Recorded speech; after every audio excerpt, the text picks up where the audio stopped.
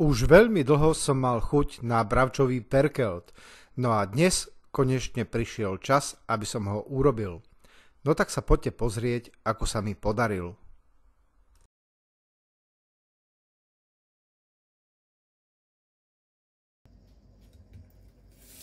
Cibuľu nakrájam na drobnejšie kúsky.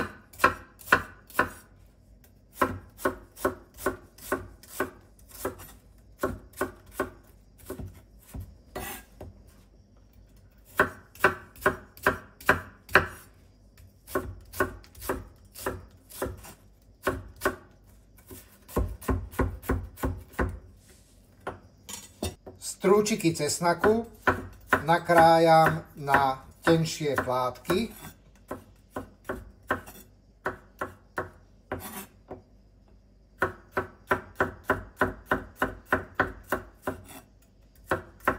Z bravčového pliecka som poodrezoval väčšie kusy tuku a chrupavky, ktoré na ňom ostali po spracovaní u mesiara.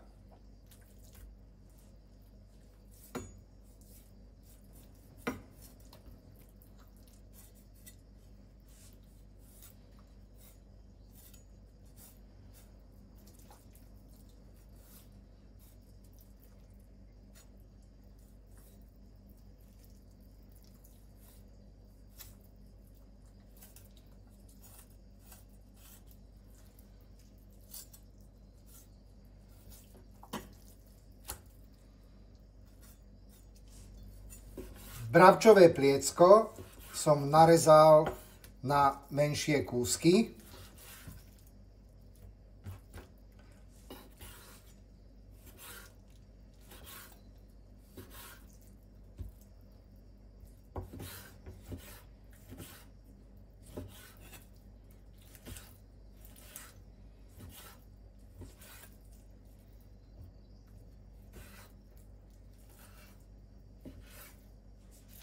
Bravčové pliecko zaprášim trochou hladkej múky.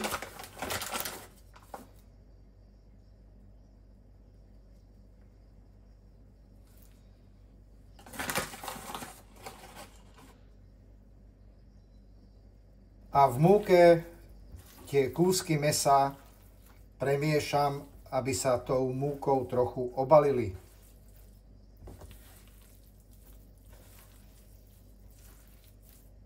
V hrnci som nechal rozohriať trochu repkového oleja.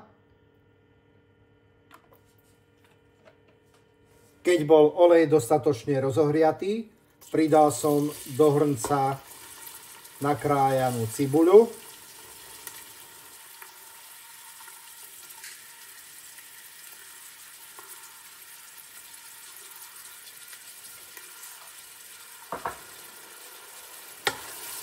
A cibuľu som orestoval do sklovita.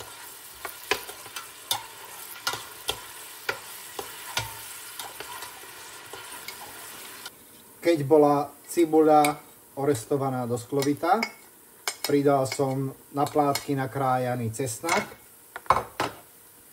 a nechal som ho s cibuľou veľmi krátko, asi tak 30-40 sekúnd zarestovať. Stačí, aby ten cesnak zavoňal a viete, že už je to správne orestované. Potom som pridal nakrájané kúsky bravčového pliecka.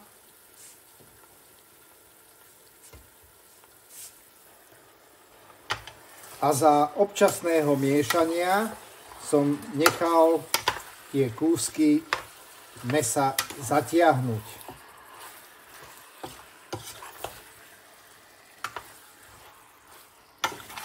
Keď bolo mäso zatiahnuté, zaprášil som ho sladkou mletou červenou paprikou.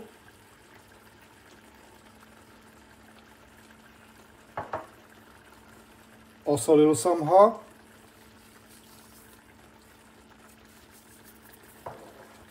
A okorenil čerstvo namletým korením 4 farieb.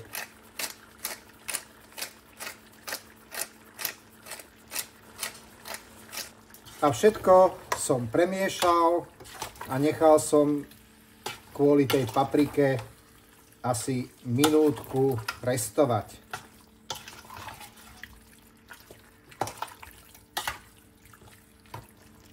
Potom som mäso zalial mäsovým vývarom. Vývaru stačí len toľko, aby bolo mäso ponorené pod hladinou.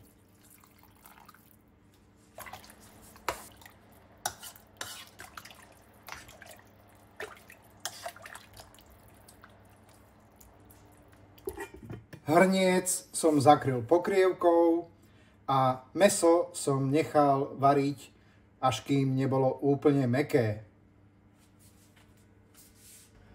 A kým sa varí perkelt, môžem si pripraviť halušky. Takže do misy som dal polohrubú múku, pridám trochu soli, 2 celé vajíčka,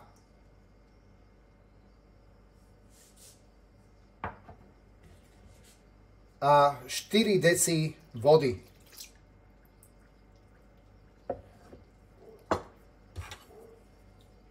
A teraz vypracujem hladké cesto.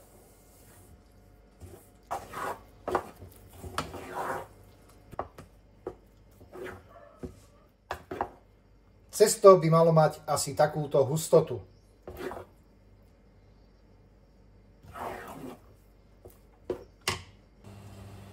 V hrnci som nechal zovrieť vodu, ktorú som osolil,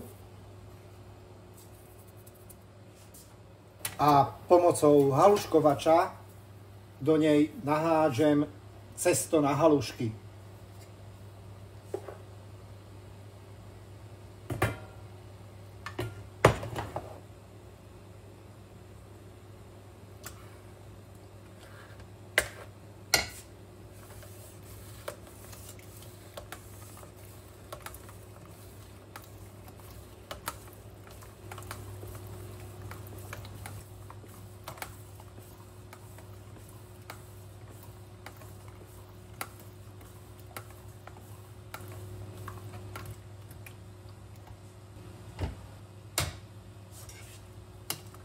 Halušky v hrnci premiešam a nechám ich variť, kým nevyplávajú na hladinu.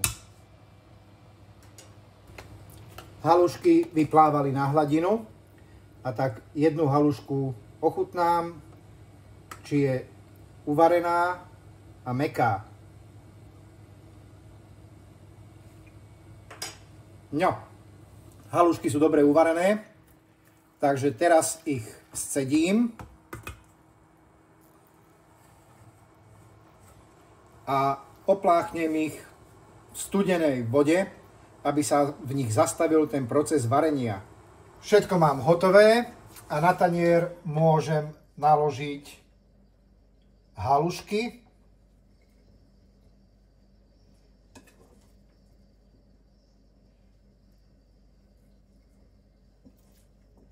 A samozrejme aj mravčový perkelt.